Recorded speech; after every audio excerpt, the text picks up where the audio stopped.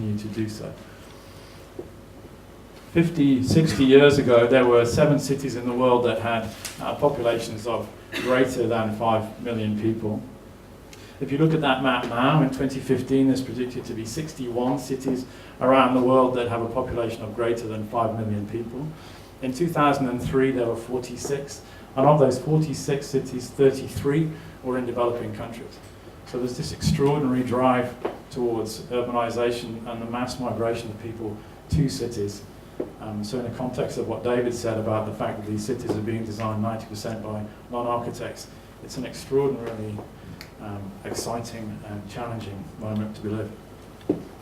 So therefore, what do we do with these cities, these new evolving cities that are gathering pace at just an astonishing rate? How do we design them? What is the precedent? How do we make this work? Do we design in a traditional, in inverted commas way, in Florence and Athens? Or do we go for a car-dependent city? This is LA and Dallas. How does this work? What's the context? How do we make these cities? How do we make them work? There's a very interesting relationship between density and gasoline production, which is kind of shown here. So the sort of the model, I guess, from the North American model over here to the Asian model is kind of very graphically represented. So if you sort of see that a lot of the North American cities here, incredibly widespread, no density at all, incredibly car dependent. When you come across to Asia, very much more intense, very much more dense, very little cars, much more public transportation. So much more mixed use, a lot of social density, incredible high density. And the relationship between these two obviously matters, because what that leads us to do then is then, how do people live?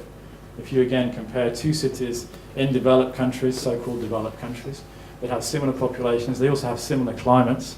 This is Detroit versus Copenhagen. So the interesting thing here that half the density of Copenhagen, Detroit, but consumes 10 times the amount of energy. So Detroit as a model for a city, or Copenhagen as a model for a city. If we're developing these cities at such a prolific rate, what's the benchmark that we're looking to? How do we make these things influence these spawning cities that we have around the world? People say that if you do this, we're going to have these mega crammed cities. They're inhospitable places, they're unhospitable places, they're places that no one would want to live. So it's interesting to look at relative densities. Monaco and Hong Kong, interestingly enough, have incredibly similar densities. Obviously massively different populations, but density proving that it can be an incredibly attractive place to live. Monaco, virtually the same density as Hong Kong.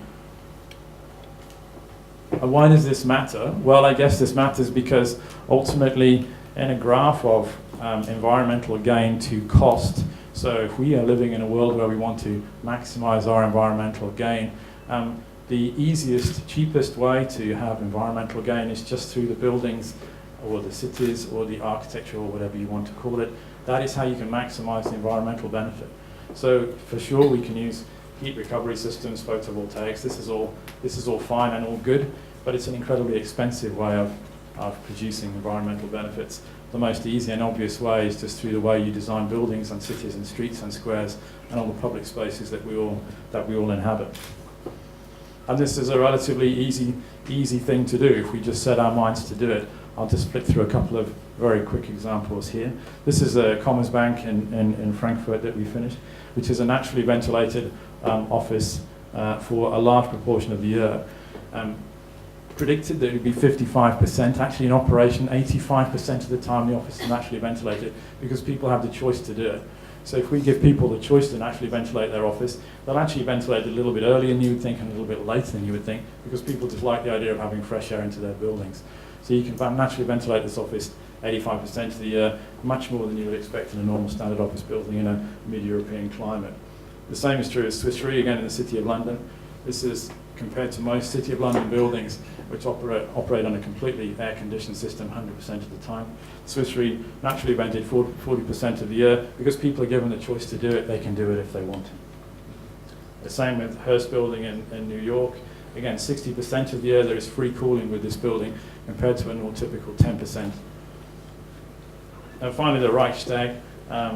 This is a building, again, that when we finished it, compared to the Reichstag when it was previously in operation, had a 94% energy reduction compared to how it was. The 6% of energy that's used is actually used from the oil from rapeseed fields that are produced outside of Berlin. So if you like, it's 100% reduction in energy in terms of how it was before the building was refurbished, and it was last used in 1965. The final one I want to talk about then, I guess, is maybe there's a trend for very large buildings in the Middle East, following on from David's building there as well. This is a new site in just outside of Abu Dhabi. This is a place called Masdar. So a 7-kilometre site with a total population of 100,000 people. It's a scale comparison there is in relation to Venice. You can see so slightly more dense than Venice, but of a similar sort of size. But the idea being that if we sort of design these things cleverly and efficiently, we can actually make the spaces work with actually no extra cost. So standing in the middle of the desert in Abu Dhabi, you're going to be 67 degrees C. If you're going to central Abu Dhabi and stand outside, unbelievably, it's even hotter, so 71 degrees C. If you can shade those spaces, you can bring it down. If you can shade those spaces and bring green gardens into there, you can bring it down even further. So this is a way of designing a space which is costs you nothing. It's just through the way we sort of use and design the cities. So is this the challenge that we have for the city? Is this how we make this thing work? Why does this really work? And this is my final couple of slides, because I guess this is really the key issue. Of all the energy that we use in a typical industrialized city and society, so any sort of given Northern European, North American context, 34% of the energy used in that city is from infrastructure. Of that, 26% of that is actually used on moving people around. So if you combine that with the fact that the other 44% of the buildings, 70% of all the energy that is used in any given city that we work in and live in is actually going to be used on buildings and getting people to and from buildings. So it's a staggering amount of energy that's used in all the things that we do day in, day out. This is the amount of energy that we're involved in using. So I guess finally, is there a challenge? Is there an issue? I guess probably this is my last slide.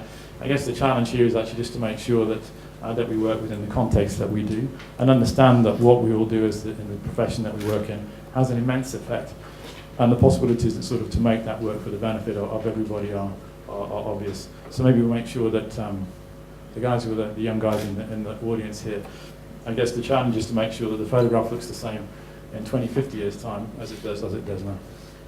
Thank you very much. Thank you, Mr. Ward. So may I now invite Mr. Rocco Yim from Rocco Design Architects to give his presentation.